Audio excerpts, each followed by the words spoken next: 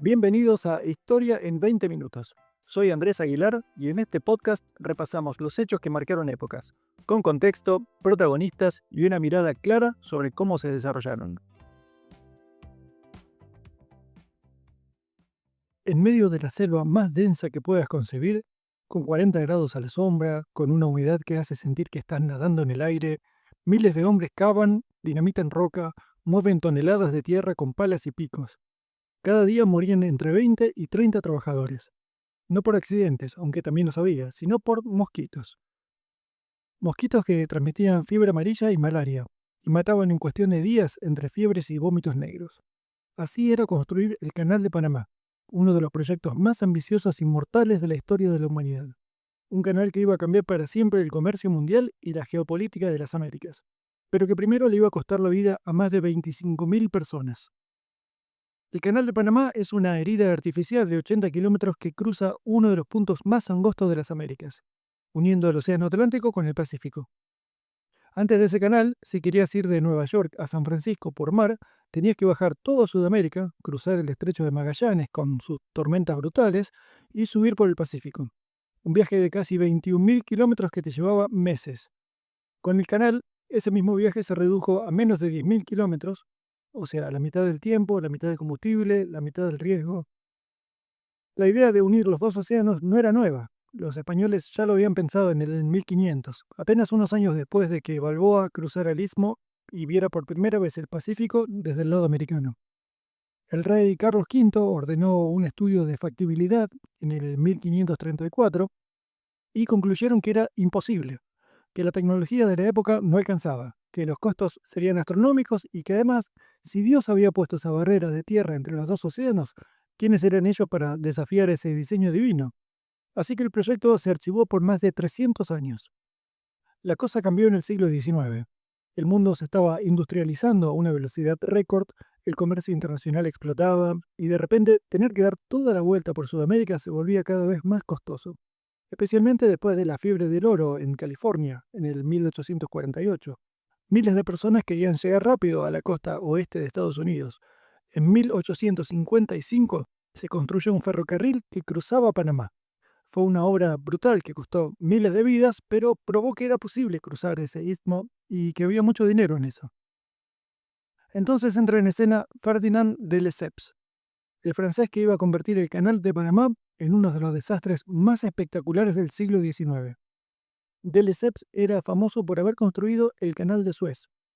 Ese canal fue inaugurado en 1869 y fue un éxito rotundo. De Lesseps se convirtió en un héroe nacional en Francia, así que cuando en 1879 anunció que iba a construir un canal en Panamá, todos le creyeron. El problema es que de Lesseps no entendía las diferencias. Suez es básicamente cavar en un desierto plano. Panamá era otra historia totalmente diferente. Una selva tropical, montañas de una roca durísima, ríos caudalosos, enfermedades mortales como la fiebre amarilla, la malaria, disentería. De Lesseps insistió en hacer un canal a nivel del mar. Sus ingenieros le dijeron que era imposible, que iba a necesitar esclusas. Pero de Lesseps, con su ego inflado, no escuchó a nadie. La Compañía Universal del Canal arrancó las obras en 1882. Vendieron acciones por todos lados. Al principio todo parecía avanzar bien, pero pronto empezaron los problemas. La fiebre amarilla y la malaria se llevaron a los trabajadores como si nada. En el hospital de Ancón morían entre 30 y 40 personas por día en los peores momentos. La excavación era un infierno. Usaban dinamitas. Hay una zona llamada Corte Culebra donde las paredes se desmoronaban continuamente. Era como tratar de cavar un pozo en la playa. Mientras más excavas, más se desmorona. El costo se fue a las nubes. Para 1888 ya habían gastado más de 1.000 millones de francos y el canal no estaba ni cerca de terminarse. Los inversores se pusieron nerviosos y la prensa empezó a hacer preguntas incómodas. En 1889 la compañía quebró. Fue el escándalo financiero más grande de Francia hasta ese momento. Miles de inversores perdieron todos sus ahorros. De Lesseps y su hijo fueron procesados por fraude. Se murió en 1894, demente y totalmente arruinado. Pero los franceses dejaron algo valioso. Toda esa excavación, todas esas máquinas, todo ese conocimiento sobre qué no hacer, iba a ser aprovechado por los que venían después. Y los que venían después eran los americanos. A principios del siglo XX, Estados Unidos estaba emergiendo como potencia mundial. Habían ganado la guerra contra España en 1898 y de repente tenían territorios en el Caribe y en el Pacífico. Necesitaban una manera rápida de poder mover su flota naval entre los dos océanos. El Canal de Panamá no solo era una cuestión comercial, sino que también era estratégico militarmente. Y acá es donde la historia se pone realmente política. El presidente Roosevelt, que era de estos tipos que cuando se proponen algo lo hacen pasar aunque sea a las piñas, decidió que Estados Unidos iba a construir ese canal. El gran problema es que Panamá en ese momento era parte de Colombia, no era un país independiente, era un departamento colombiano. Los americanos negociaron con el gobierno colombiano para obtener los derechos de construcción, ofrecieron 10 millones de dólares y un pago anual de 250.000 a cambio de una franja de tierra para el canal. Pero acá viene lo interesante. El Senado colombiano rechazó el tratado en agosto de 1903. Le pareció que la oferta era muy baja, que era una humillación nacional y que les daba demasiado control a los estadounidenses. Era una decisión soberana y perfectamente legítima de un país independiente. Colombia estaba en todo su derecho de decir que no. Pero Roosevelt no estaba para estas sutilezas diplomáticas. El tipo estaba furioso. Y acá es donde Estados Unidos hace algo que hoy sería considerado un golpe imperialista descarado. Básicamente apoyaron una revolución en Panamá. Y cuando digo apoyaron, estoy siendo generoso, prácticamente la organizaron. En noviembre de 1903, un grupo de panameños, que incluía empresarios, políticos locales y gente vinculada al ferrocarril del Istmo, declararon la independencia de Colombia. ¿Y sabés qué pasó? Había un barco de guerra americano, el USS Nashville, convenientemente estacionado en las costas de Colón para proteger los intereses americanos. Cuando tropas colombianas quisieron llegar para sofocar la rebelión, los americanos le impidieron desembarcar.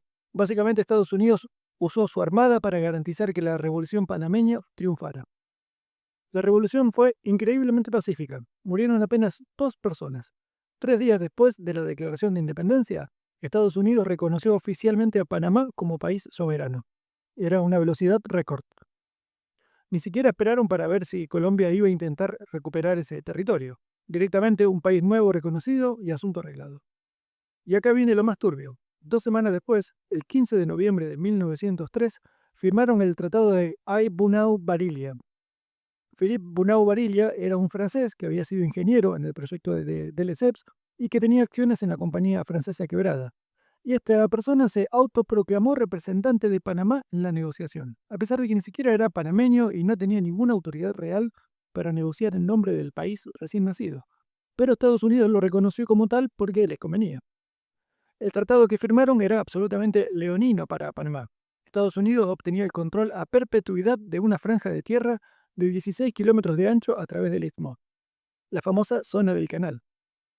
A perpetuidad obviamente significa para siempre. Estados Unidos iba a controlar esa porción del territorio panameño como si fuera suyo, con una jurisdicción completa, sus propias leyes, su propia policía, todo. A cambio pagarían 10 millones de dólares y un pago anual de 250.000 dólares. Parece mucho, pero considerando que es para controlar la ruta marítima más estratégica del hemisferio occidental a perpetuidad, era una ganga.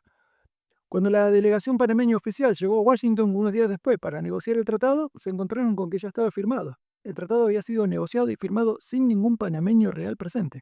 Fue una humillación nacional. Pero ¿qué podían hacer?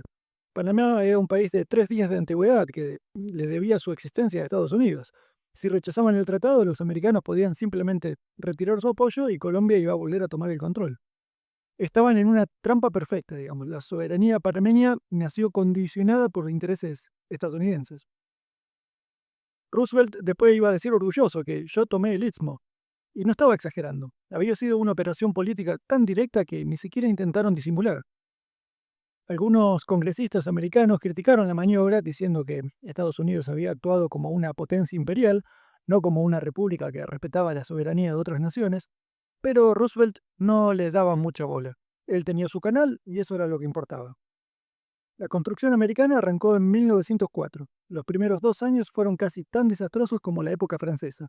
Pero después las cosas cambiaron. El ingeniero John Stevens entendió que necesitaban infraestructura antes que nada. Primero, ferrocarriles, hospitales, vivienda y lo más importante, necesitaban controlar las enfermedades. Y acá entra un médico fundamental, William Gorgas. Gorgas había aplicado en Cuba la teoría de Carlos Finlay sobre los mosquitos y la fiebre amarilla. En Panamá declaró la guerra a los mosquitos. Guerra literal, o sea, brigadas de fumigación iban casa por casa, drenaron los pantanos, cubrieron el agua estancada, pusieron telas metálicas por todos lados, y en un año la mortalidad cayó en picada. Para 1906, la fiebre amarilla había sido erradicada de la zona del canal. Stevens también tomó una decisión crucial: abandonar la idea de un canal a nivel del mar. Iba a ser un canal de esclusas. Pero acá hay que aclarar algo que mucha gente no conoce. Las esclusas no sirven para compensar una diferencia de altura entre el Atlántico y el Pacífico. Este es un error común. Los dos océanos están prácticamente al mismo nivel. Las esclusas existen porque Stevens decidió crear un lago artificial gigante en el medio del istmo, elevado 26 metros sobre el nivel del mar, y los barcos necesitan subir hasta ese lago y después bajar. ¿Y para qué crear un lago artificial en vez de cavar a nivel del mar? Bueno, por varias razones. Primero, porque era muchísimo menos excavación. Segundo, porque resolvía el problema del río Chagres, que era muy caudaloso, y en vez de pelear contra el río, lo convertías en parte del canal. Y tercero, el lago servía como un reservorio de agua para las esclusas. Entonces construyeron la represa de Gatún, represando el río Chagres. Cuando se terminó esa estructura, era la estructura de tierra más grande del mundo. Medía 2,5 kilómetros de largo y bloqueaba completamente el río. Cuando cerraron la represa, el agua empezó a acumularse y lentamente fue inundando todo el valle del río Chagres. Tardó varios meses en llenarse. Quedaron muchos pueblos enteros bajo el agua, la gente tuvo que localizarse, bosques completos se inundaron. Era un proyecto tan masivo que literalmente cambiaba el paisaje de un país entero.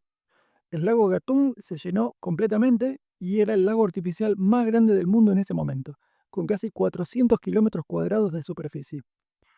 Imagínate el poder que implica crear un lago de esa magnitud, donde antes había un valle con pueblos, ríos, selva.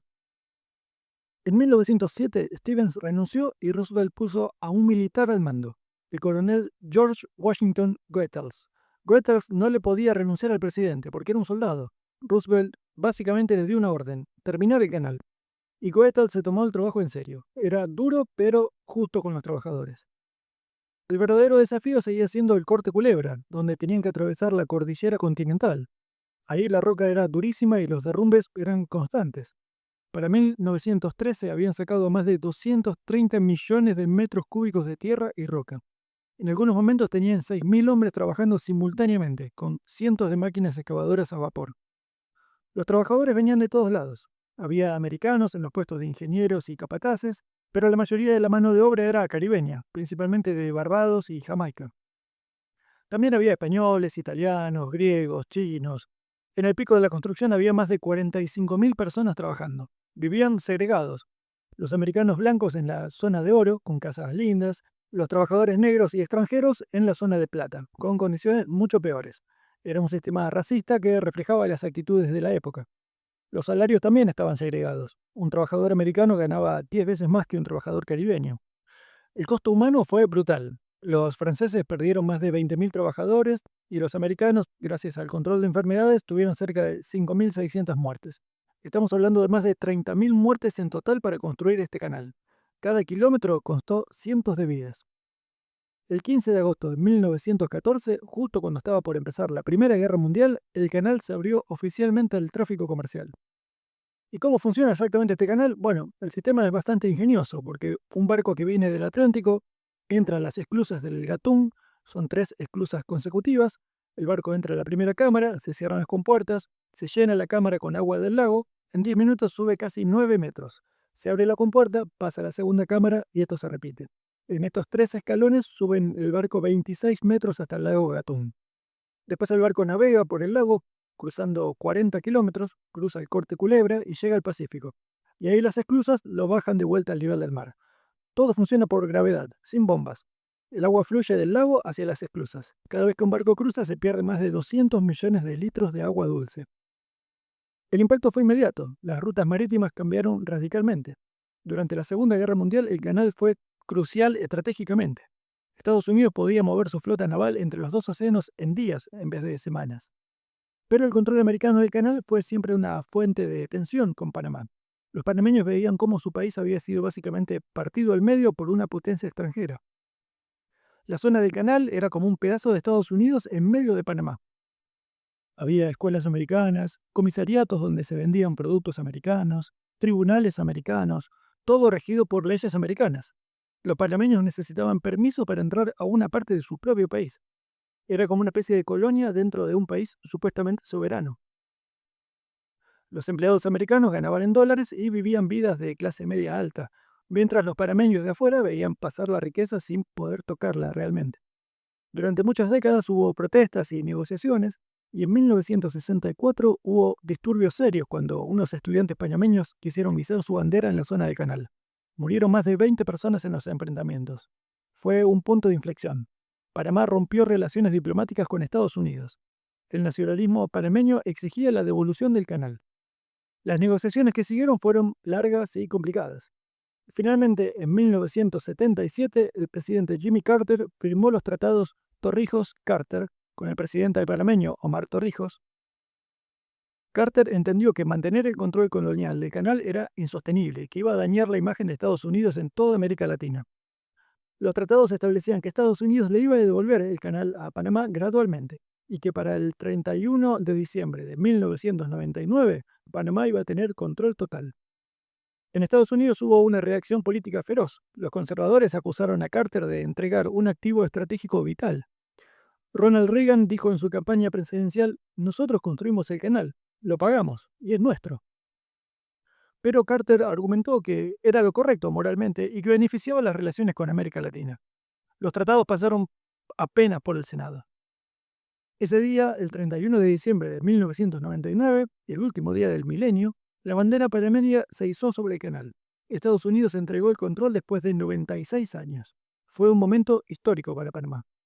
Y acá viene algo interesante. Muchos pensaron que Panamá no iba a poder manejar el canal eficientemente. Pero pasó lo contrario. La autoridad del Canal de Panamá lo administra de manera excelente. Genera miles de millones de dólares al año. Y en 2016 completaron una ampliación gigantesca con esclusas más grandes para barcos Neo-Panamax. Hoy más de 14.000 barcos cruzan el canal cada año. Es una de las rutas marítimas más importantes del mundo. Un 5% del comercio mundial pasa por ahí. El Canal de Panamá nos enseña varias cosas. Primero, nos muestra el imperialismo americano en su máxima expresión. Estados Unidos literalmente fabricó un país para conseguir su canal. Segundo, que los proyectos masivos tienen consecuencias políticas que duran generaciones. Tercero, que la arrogancia puede arruinar proyectos. Lesseps no escuchó a sus ingenieros, y así le fue. Y cuarto, que la medicina fue tan importante como la ingeniería. También nos muestra el costo humano del progreso. Esos 30.000 muertos, los trabajadores que nunca vieron terminado lo que estaban construyendo, los pueblos bajo el agua, la gloria del canal se construyó sobre espaldas rotas y vidas perdidas. Hoy el canal sigue vital. El cambio climático afecta a los patrones de lluvia, poniendo en riesgo el suministro de agua del lago artificial. Las sequías han reducido los barcos que pueden pasar por día. La historia del Canal de Panamá es la historia del capitalismo industrial y el imperialismo, una ambición sin límites, ingeniería audaz, explotación laboral brutal. Es imposible no admirar la hazaña técnica, pero también es imposible no recordar el precio. Ese canal es un monumento a lo que los humanos podemos lograr, pero también es un recordatorio de cómo las potencias moldean el destino de países enteros.